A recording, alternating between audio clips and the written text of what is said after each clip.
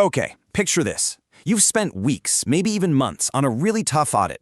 You've checked every single ledger, you've verified every asset, you've probably burned the midnight oil more times than you can count to get everything just right. You are so confident you've nailed it. But then, the results come out and you failed. And you're wondering why. It's because of one single sentence, in the wrong paragraph, in your final report. And listen, this isn't just some hypothetical scenario. This is the reality of the CA exams. The trap is set in one of the most critical documents you will ever sign, the audit report. Specifically, today we're talking about SA 700, forming an opinion and reporting on financial statements. If you get this wrong, seriously, everything else you did correctly might not even matter. So yeah, let's dive into this and make sure that doesn't happen to you.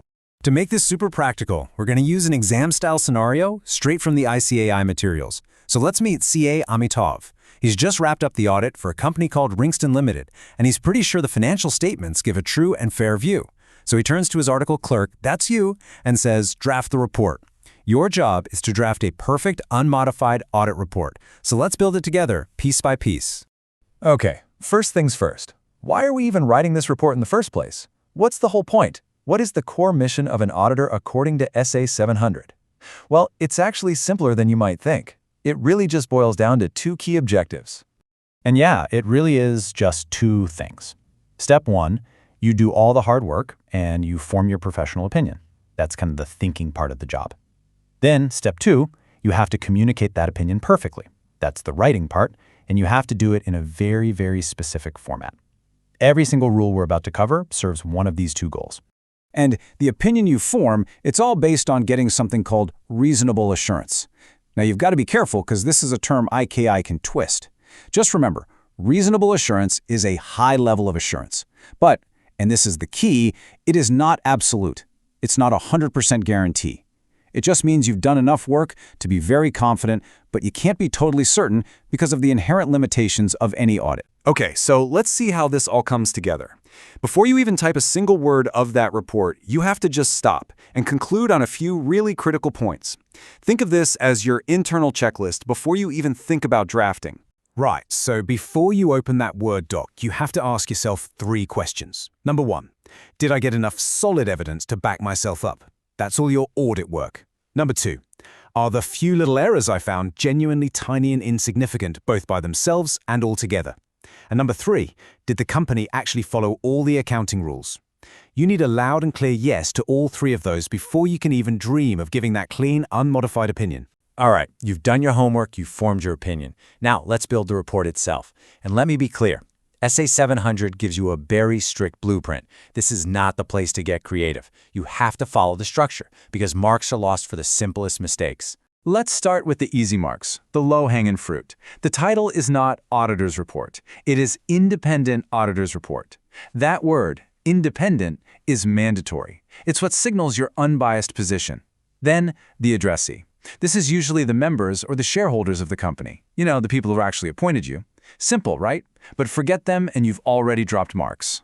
And now we get to the heart of the report, the opinion section.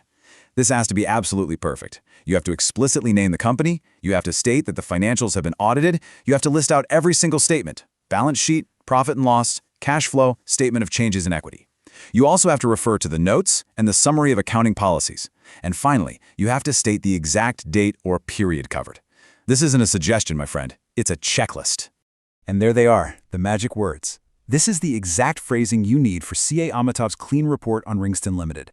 Seriously, you should practically have this sentence memorized.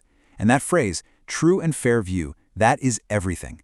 It's the big green light that everyone reading this report is desperately looking for. So, you've given your opinion. Logically, the very next question anyone would ask is, okay, why?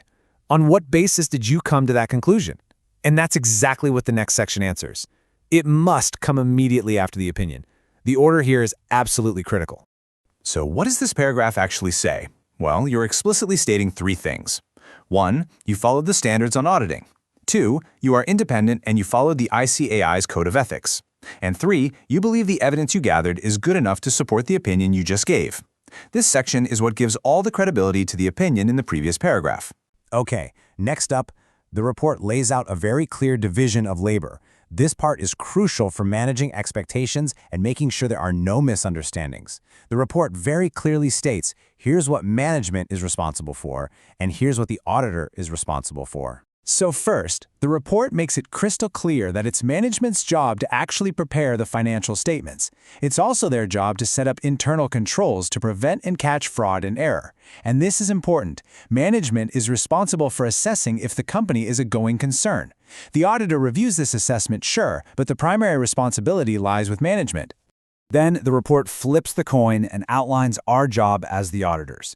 It says our whole mission is to get that reasonable assurance that we talked about earlier.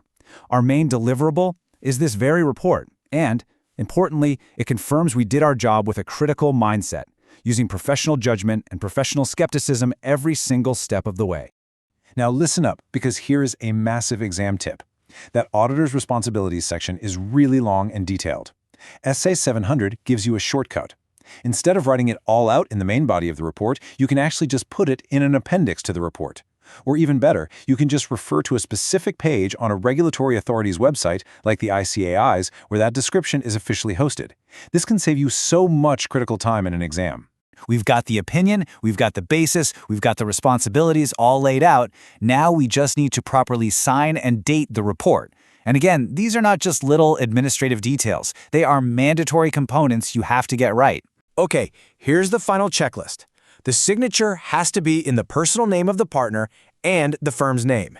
You need the place of signature, which is usually the city where the report is signed.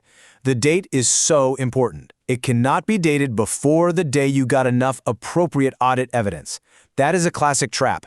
And finally, you need the UDIN. So what on earth is this UDIN? Well, it stands for Unique Document Identification Number. It's basically a measure that ICAI brought in to fight against fraudulent signatures and fake reports. It's a unique alphanumeric code that authenticates the document and proves it was genuinely issued by a chartered accountant. And how long is it? Just remember this number: 18. The UDIN is an 18-digit system-generated number. It's a small detail, I know, but these are the kind of details that show an examiner you really know your stuff. All right, so everything we've covered so far is the standard SA 700 format. But we're not done. We have to layer on some specific requirements from the law, and this is a big one. There is a new reporting requirement under the Companies Act that you absolutely must know for your exam. This is a new clause, and it's all about tracking the flow of funds to prevent things like money laundering. The auditor now has to get a representation from management and report on it. Basically, you have to state whether management has confirmed two things.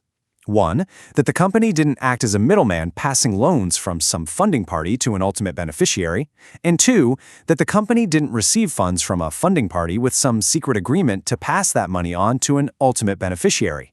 This is a direct check on shell company-type transactions. When you hear that an auditor has issued a modified report, what's your first reaction? Do you immediately think, uh-oh, that's bad news, the company's in trouble? And if you said yes, bam, you've just walked right into a classic ICAI trap. Seriously, this is one of the biggest areas where students lose easy marks. They use the terms modified report and modified opinion as if they mean the same thing, but they absolutely do not. Getting this distinction right from the get-go is fundamental. Okay, so let's break this down. Take a look at this chart with me. Think of this as the entire universe of audit reports. At the very top, you have the audit report, which can be one of two things: unmodified, which is clean, or modified. Now here's where it gets interesting. Follow the modified report branch. It can split down two very different paths. It might just contain some special paragraphs, like an emphasis of matter, which, and this is key, doesn't actually change the clean opinion. Or it can contain a modified opinion. You see? A modified report is the big umbrella category. A modified opinion is just one possible thing that can be under that umbrella. All right, the auditor's big dilemma. This is the starting point for everything we're going to talk about. So I want you to put yourself in the auditor's shoes. You've done all the work, but you've hit a major roadblock. You found an issue and you just know you can't issue that standard, clean, unmodified report. You're standing at a crossroads. So what actually puts you in this tough spot? Well, Standard on Auditing 705 is incredibly clear about this. There are only two circumstances that force you to modify your opinion. Number one, you've gathered your evidence and you've concluded that the financial statements are materially misstated. Or, number two, you just couldn't get the sufficient appropriate audit evidence, SAE, that you needed to say for sure that they're free from misstatement. It has to be one of these two reasons. That's it. So you're facing one of those two big problems. What can you actually do? SA 705 doesn't just leave you high and dry, it hands you a toolkit with 3 very specific tools, or as we call them, 3 types of modified opinions, to communicate exactly what's wrong. And here they are, the only 3 you need to know. The qualified opinion, the adverse opinion, and the disclaimer of opinion. These are your only choices when you modify the opinion itself. And for the rest of this explainer, we're going to figure out exactly when and how to use each one, so you can absolutely nail any exam question that comes your way. And this, my friends, is where it all comes together. Section 3. I call this the 2-question compass. And I mean it. It is the absolute key to making this complex decision feel simple. If you can master this little framework, you'll pick the right opinion every single time. But hang on. Before I give you the 2 questions, we have to talk about one word. A super important word that ICAI absolutely loves to test you on. Pervasive. This is a big deal.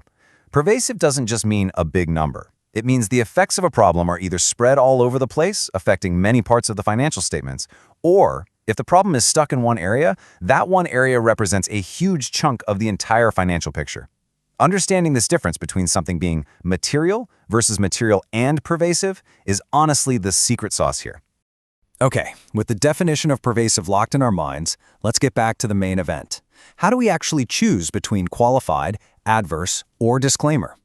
It's actually way simpler than you think. You just have to ask yourself 2 little questions. Question 1, what is the nature of the problem? Is it a straight-up misstatement, or is it that I just couldn't get the evidence I needed? And question 2, how pervasive is the problem? Is its effect material but contained, not pervasive? Or is it both material and pervasive, affecting everything? And boom! Here's how those 2 questions create the perfect decision-making grid. This matrix is your best friend. Let's walk through it. Look at the top row. The problem is a material misstatement. If that misstatement is material but not pervasive, you land on a qualified opinion. But if that same misstatement is so big that it's also pervasive, you have to issue an adverse opinion. Now, let's look at the bottom row. The problem here is you couldn't get enough evidence. If the possible effects of this are material but not pervasive, it's a qualified opinion again. But if the possible effects are so widespread that they're both material and pervasive, you can't give an opinion at all. That's when you issue a disclaimer of opinion. This matrix is everything, so make sure you understand it inside and out. All right, Section 4. You've made your decision using the compass. Now comes the practical part. You have to actually write the thing. And trust me, this is where so many students drop easy marks because they don't use the exact, precise wording that the standards demand. Now you have to pay close attention here. This is a massive exam trap. It all comes down to one tiny word. When you're issuing a qualified opinion because you found a misstatement, the magic words are, except for the effects of the matter. But if you're qualifying because you couldn't get evidence, you have to add that crucial word possible. So the phrase becomes, except for the possible effects of the matter. I guarantee ICAI will test you on this. Effects versus possible effects. Do not mix them up. For the other 2 opinions, the wording is even more direct. It's black and white. For an adverse opinion, your report has to state, word for word, the financial statements do not present fairly. And for a disclaimer, you must say, the auditor does not express an opinion on the financial statements. There is no wiggle room here. You have to memorize and use this exact language. And here's another pro tip for disclaimers, something students often forget. It's not just about what you write, it's also about what you don't write. When you issue a disclaimer, your report must not refer to the auditor's responsibilities section, and it absolutely must not include that standard sentence about obtaining sufficient evidence. I mean, it makes perfect sense, right? How can you say you got enough evidence when the whole reason for your disclaimer is that you didn't? Let's move on to Section 5, which is all about SA 706. This brings us full circle, right back to that trap we talked about at the very beginning.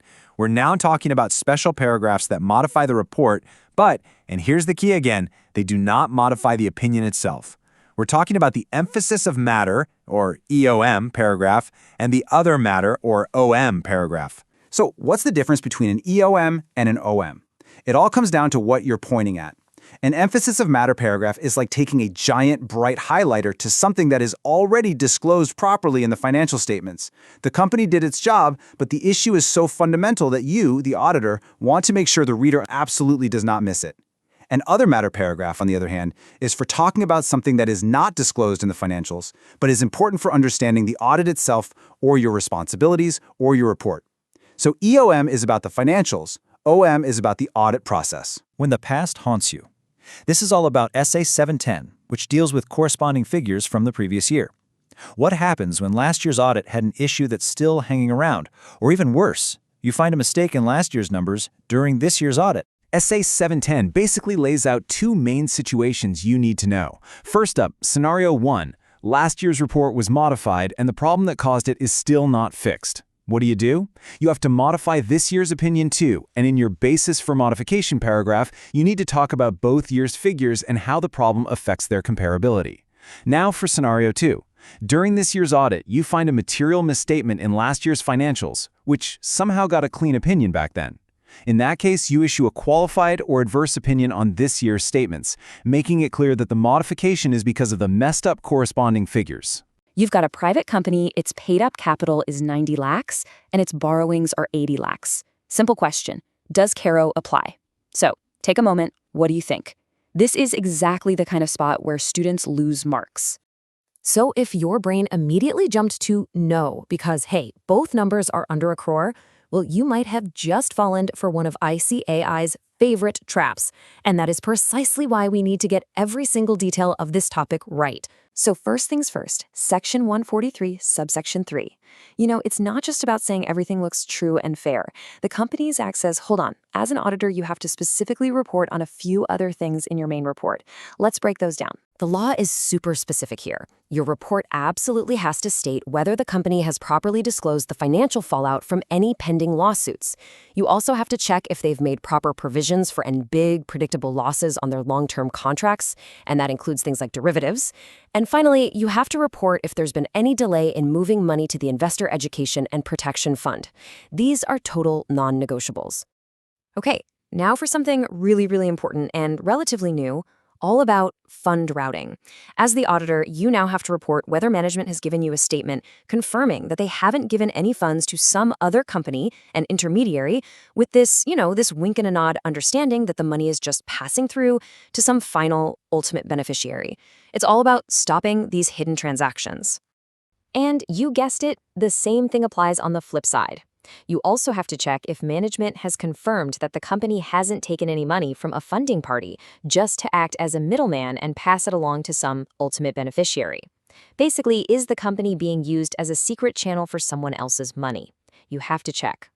So what's your job in all of this? It's a really clear three-step process. First, you get that written representation from management.